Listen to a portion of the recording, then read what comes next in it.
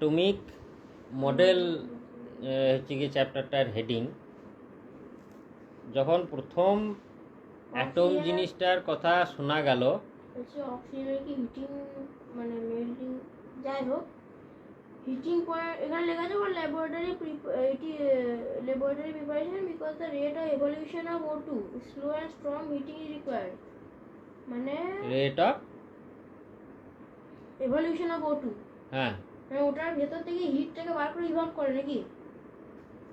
না, রিয়াকশনটা হয়ে অক্সিজেনটা বের হয়। ওই যে KMnO4 নাকি লেখা আছে ওইটা তো, KMnO4 মানে potassium permanganate. It is not used for laboratory preparation because the rate of evolution of O2 is slow and strong heating is required. মানে ওই রিয়াকশনটা বা ওই প্রসেসটা ব্যবহার করা হয় না, সেইটা বলছি। টেম্পারেচার কি প্রচুর লাগে নাকি ওটার জন্য? অনেকক্ষণ ধরে সময়টা বেশি লেগে যায়। টেম্পারেচারটাও বেশি হয়? টেম্পারেচারও বেশি লাগে। কতক্ষণ টিকে থাকতে পারবে না কি পথ তো ওগুলো। অ্যাটম ব্যাপারটা যখন প্রথম শোনা গেল, তখন প্রথম ডাল্টন অ্যাটম সম্বন্ধে প্রেডিক্ট করেছিলেন বা অ্যাটমের ডিসকভারি করেছিলেন বা তার একটা থিওরেম দিয়েছিলেন, যাই বল। ডিসকভারার্স নেম হচ্ছে কি জন ডাল্টন। যে অ্যাটম জিনিসটা কি, যে কোনো, উনি বলেছিলেন যে যে কোনো মেটেরিয়াল ভাঙতে ভাঙতে ভাঙতে ভাঙতে একদম তার নিজস্ব ফিজিক্যাল এবং কেমিক্যাল প্রপার্টিগুলোকে রেখে সব থেকে ছোট যে পার্টিকেলে নিয়ে আসা যাবে তাকেই আমরা বলি অ্যাটম। উনি তখন ওই কম্পাউন্ডের ধারণাটা জানতেন। কম্পাউন্ডের ক্ষেত্রে কিন্তু সব তার প্রপার্টিগুলোকে রেখে সব থেকে ছোট যেটা করা যাবে সেটা হচ্ছে মলিকুল। সেটা আবার অ্যাটম দিয়েই তৈরি, 2-3 রকম অ্যাটম দিয়ে তৈরি। সেই হিসাবে উনি যেহেতু তখন জানতেন না, শুধু অ্যাটমের কথাই জানতেন, সেই জন্য অ্যাটমের কথাটাই বলেছিলেন। এবার এই অ্যাটম কীরকম দেখতে বা তার ভেতরে কীরকম আছে, পরপর কতকগুলো ইয়ারে কত বিজ্ঞানীরা বিভিন্ন রকম থিওরেম দিয়েছিলেন। কিছু বিজ্ঞানী এক্সপেরিমেন্ট না করে, কিছু বিজ্ঞানী এক্সপেরিমেন্ট করে, কিছু বিজ্ঞানী সেমি এম্পিরিক্যাল মানে কিছুটা এক্সপেরিমেন্ট এবং কিছুটা থিওরি এরকম করে দিয়েছিলেন। তার মধ্যে প্রথম দিলেন থমসন, বিজ্ঞানী থমসন। ওনার হচ্ছে গিয়ে ওনার মডেল হচ্ছে প্লাম পুডিং মডেল। উনি বললেন যে অ্যাটমের মধ্যে 2 ধরনের চার্জ আছে, একটা হচ্ছে প্লাস চার্জ আর একটা হচ্ছে মাইনাস চার্জ। চার্জ মানে কি বল? দেখো, এটা অক্সিজেনের রিভলভিং প্রসেস। MnO2 থেকে, মানে MnO2 সরি H2O2 থেকে, H2O2 থেকে দিয়েছে, H2O2 থেকে করে দিয়েছে। দেখো এটা কি MnO2 ক্রিস্টালস তো, এইটাই ক্যাটালিস্ট বোধহয় নাকি? MnO2 এইটাই ক্যাটালিস্ট তো। আরে MnO2টা আর H2O2টা লিকুইড ফর্মে এদিকে পড়ছে, দিয়ে এইখান থেকে কি উড়ে উড়ে এইখানে যাচ্ছে এই ডেলিভারি টিউবে, সেটা তো লেখেন। এটা O2 এইটার মধ্যে আছে। O2টাই যাচ্ছে, হ্যাঁ ঠিক আছে। O2টা গেল, দিয়ে এইখানে গিয়ে এইখানে চললো, দিয়ে এখানে বাবেল হয়ে এখানে উড়ে এখানে কালেক্ট হচ্ছে। হ্যাঁ, এখানে জল এই পর্যন্ত ছিল, যখন বাবেল হয়ে উপরে যাবে তখন বাবেলটা উপরে থাকে, এই মানে তোর ওই গ্যাসটা উপরে থাকবে আর জলটা আস্তে আস্তে নিচে নেমে যাবে, বেরোবে। কারণ কোনো দিকে তো ওপেনিং নেই, তাহলে এটা এইটার ভেতরেই ঢুকবে নিশ্চয়ই। না, ওপেনিং না যাবে কেন? তোর এইটা এই কাঁচের এই গ্যাস জারটা এমনি করে দেওয়া আছে একটা, যেমন কাঁচের গ্লাস যেমন তুই একটা পাত্রের মধ্যে রাখলে তার গোল করে ফাঁক থাকবে না, সেখান থেকে জল বেরোবে না যদি জল নিচে নেমে যায়। সেটা হতেই পারে, সেইটাই হয়, ওটা গ্যাস জার। আর উপরে অক্সিজেন প্রেসার দেবে, তাতে জলটা নিচের দিকে নেমে চলে আসবে। না, প্রথম হচ্ছে থমসনের প্লাম পুডিং মডেল, উনি বললেন যে পজিটিভ চার্জটা গোটা অ্যাটমে পুরোপুরি মানে নিরেটভাবে, মানে একদম তোর কি বলবো, ফিল্ড অবস্থায় থাকে পুরোটা একটা স্ফেয়ারের মধ্যে। আর নেগেটিভ চার্জগুলো ইলেকট্রন হিসাবে বিভিন্ন জায়গায় গাঁথা থাকে। মানে এই যে থমসনের এই negatively charge particles called electrons uniformly spread inside a sphere of thinly spread mass of positive charge. Positive চার্জের একটা মাস আছে, তার মধ্যে বিভিন্ন জায়গায় ইলেকট্রনগুলো থাকে, বোতামের মতন আর কি, যেমন জামার গায়ে বোতাম থাকে সেই রকম। This model has been called by different names such as watermelon model, তরমুজের মধ্যে যেমন বীজ থাকে, প্লাম পুডিং মডেল, পুডিংয়ের মধ্যে যেমন তার বীজগুলো প্লাম থাকে, or an apple pea model, মানে আপেলের মধ্যে মটর দানাগুলোকে যদি ভরে দেওয়া হয় একটু আধটু করে, সেই ধরনের যেন হয়ে থাকে। এবার এইটা যে থমসনস অ্যাটমিক মডেল, এইখানটায় দেখ, এই যে স্ফেয়ার একটা পজিটিভ চার্জের, বাবা এখন 2 পেজ পড়লাম, ওইটাই এখন আর একবার পর ভালো করে পড়েছি, ধরলে পারবি না। ভালো করে পড়েছি বলছি, আর একবার পর বলে তোকে এখন দেবে না খেতে, একটু করে বাস, কিছু কোনো মতেই ওকে বেশ খানিকক্ষণ পড়ানোটা যাবে না। এবার পজিটিভলি চার্জ স্ফেয়ার একটা থাকে এবং তার ভেতরে ইলেকট্রনগুলো গাঁথা অবস্থায় বিভিন্ন জায়গায় থাকে, এইটা উনি বললেন থমসন। কিন্তু এখন আমরা জানি যে ঘটনাটা সেরকম নয়। তার পরবর্তীকালে ড্রব্যাকস অফ থমসনস মডেল, মানে থমসনের এই যে মডেলটা উনি দিয়েছিলেন, তার কিছু ড্রব্যাক, মানে কিছু কিছু এক্সপেরিমেন্টে ড্রব্যাক, বিভিন্ন থিওরেমে বা বিভিন্ন কিছু মাঝে মধ্যে এই কথাটা শুনবি। ড্রব্যাক বলতে কি বোঝায়? ড্রব্যাক বলতে বোঝায় যে কেউ কোনো একটা থিওরেম বা কিছু একটা বললো, পরবর্তীকালে এক্সপেরিমেন্ট করে দেখা গেল জিনিসটা মিলছে না, তো এইটার কোনো একটা এক্সপ্লানেশন পাওয়া যাচ্ছে না, কি ওইটার একটা এক্সপ্লানেশন পাওয়া যাচ্ছে না, এইটা হচ্ছে ড্রব্যাক। কী ধরনের ড্রব্যাক পাওয়া গিয়েছিল? যে the model could not explain how the positively charge particles R shielded from the negatively charge particles without getting neutralised. তার মানে হলো যে পজিটিভ যে চার্জ আর নেগেটিভ চার্জ একই জায়গায় আছে, দুটো চার্জ কিন্তু নিউট্রালাইজ হয়ে যাওয়ার কথা। পজিটিভ চার্জ সেম অ্যামাউন্টের নেগেটিভ চার্জ যদি একই জায়গায় মিশিয়ে দেওয়া হয় তাহলে চার্জলেস এইটা হয়ে যাওয়ার কথা। মেঘের থেকে মেঘে ধর উপরে কিছু চার্জ আছে পজিটিভ চার্জ, নিচে গ্রাউন্ডে ইনডিউস করে নেগেটিভ চার্জ তৈরি হলো। এবার সেই পজিটিভ চার্জ যখন ওই বজ্রপাত হয় আর কি, তখন পজিটিভ চার্জ নিচে নেমে এসে নেগেটিভ চার্জের সঙ্গে মিশে জিরো করে দেয়। এটা আমরা জানি, কাছাকাছি আছে বলে। কাছাকাছি মানে মানুষের ক্ষেত্রে কাছাকাছি ওইভাবে ধরলে হবে না, কিন্তু ওটা কাছাকাছি, মেঘ আর মাটি কাছাকাছি। তাহলে এখানেও তাই হওয়ার কথা,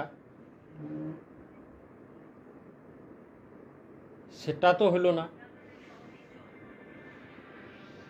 এটার কোনো এক্সপ্লেনেশন কিন্তু থমসন মডেলে নেই। তারপরে রাদারফোর্ডস আলফা পার্টিকেল স্ক্যাটারিং এক্সপেরিমেন্ট। এরপরে বিজ্ঞানী রাদারফোর্ড কিছু একটা এক্সপেরিমেন্ট আর কি করেছিলেন। যে ইলেকট্রনগুলো থাকে কোথায় আর পজিটিভ চার্জটাই বা থাকে কোথায়, সেইটা আমরা একটু দেখি, এক্সপেরিমেন্ট করে দেখি। তিনি এক্সপেরিমেন্ট কী করলেন, যে একটা লেডের একটা চেম্বার নিলেন, তার মধ্যে ভেতরে একটা আলফা পার্টিকেলের সোর্স নিলেন। আলফা পার্টিকেলের সোর্স বলতে কি বোঝায় না, কিছু কিছু এলিমেন্ট আছে যারা রেডিও অ্যাক্টিভ, তাদের মধ্যে থেকে বিটা পার্টিকেল, আলফা পার্টিকেল আর গামা রে বের হয়। এই পড়বি তো পড়, আওয়াজ করবি না, সে আমি জানি না। এইবার এই পার্টিকেলগুলোর মধ্যে ওই অ্যাটম থেকেই বেরিয়ে আসে, পজিটিভ চার্জ, নেগেটিভ চার্জ, রে, এসবগুলো বেরিয়ে আসে। বেরিয়ে এলে আমরা কিন্তু জানতে পারবো যে ও কী অবস্থায় ছিল। আলফা পার্টিকেল হচ্ছে পজিটিভ চার্জ থাকা কিছু পার্টিকেল, অনেক সময় এরা বেরিয়ে আসে, তার কারণ আছে আলাদা, সেটা আমি এখন এখানে বলতে চাইছি না, ওটা একটু হায়ার লেভেলের ব্যাপার। বিটা পার্টিকেল বেরিয়ে আসে, সেটা হচ্ছে নেগেটিভ চার্জ, আর গামা রে বেরিয়ে আসে, ওই দুটো চার্জের মধ্যে এক ধরনের এনার্জি থাকে, এখন বলছি বাইন্ডিং এনার্জি, ওই বাইন্ডিং এনার্জিটা রে হিসাবে বেরিয়ে আসে। তো উনি একটা আলফা পার্টিকেলের সোর্স নিলেন, বিভিন্ন এলিমেন্ট বিভিন্ন পার্টিকেলের সোর্স, কেউ আলফার, কেউ বিটার, কেউ গামার, এইরকম। তো আলফা পার্টিকেলের একটা সোর্স উনি নিলেন, নিয়ে একটা সরু ফুটোর মধ্যে দিয়ে আর কি, এটাকে এখানে কি লেখা আছে,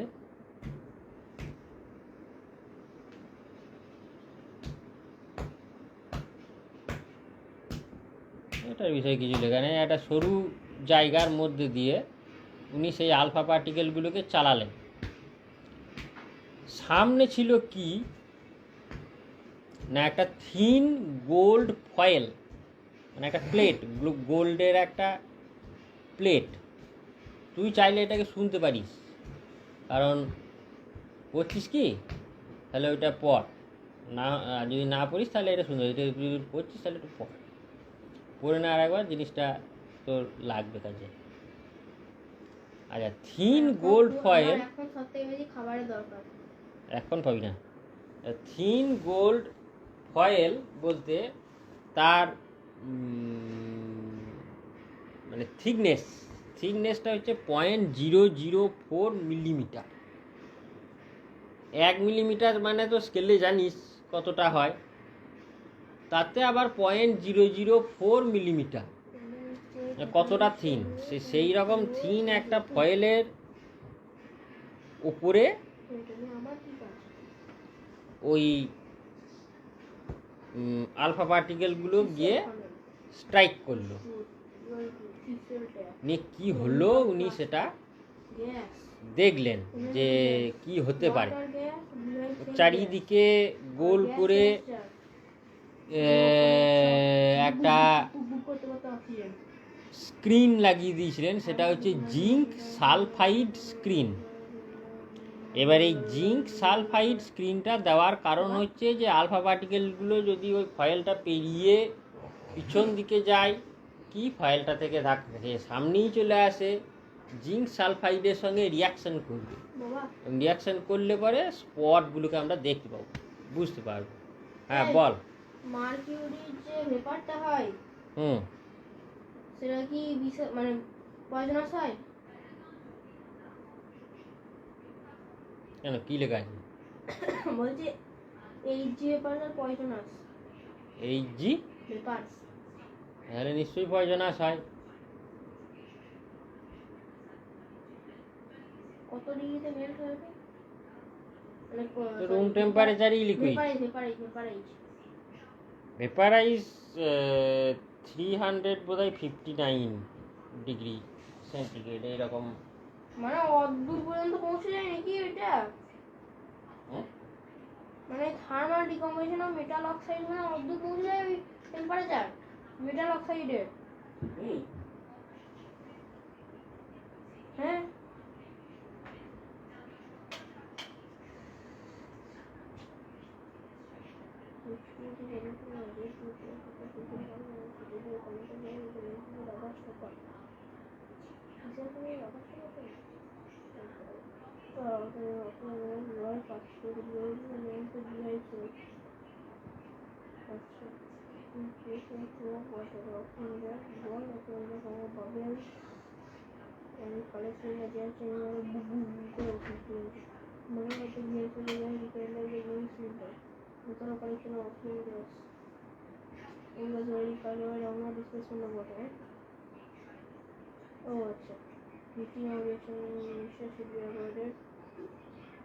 রিয়াকশন মিক্সচার কোনটা এদিকে এটা আমরা থ্রি করতে যাচ্ছি ওটা কাছে নিয়ে আমাদের হাইড্রোজেন পেরোক্সাইড কিনবে। হ্যাঁ, এবার এই জিঙ্ক সালফাইডগুলো চারিদিকে আছে। উনি কি দেখলেন যে observation and conclusion of Rutherford atomic model, যেটা ঘটনাটা যেটা দেখা গেল যে জলে সলিউবেল তো কিছুটা পরিমাণ তো ওটা জলে সলিউবেল আছেই, 20% না 25% কত একটা সলিউবেল আছে তো।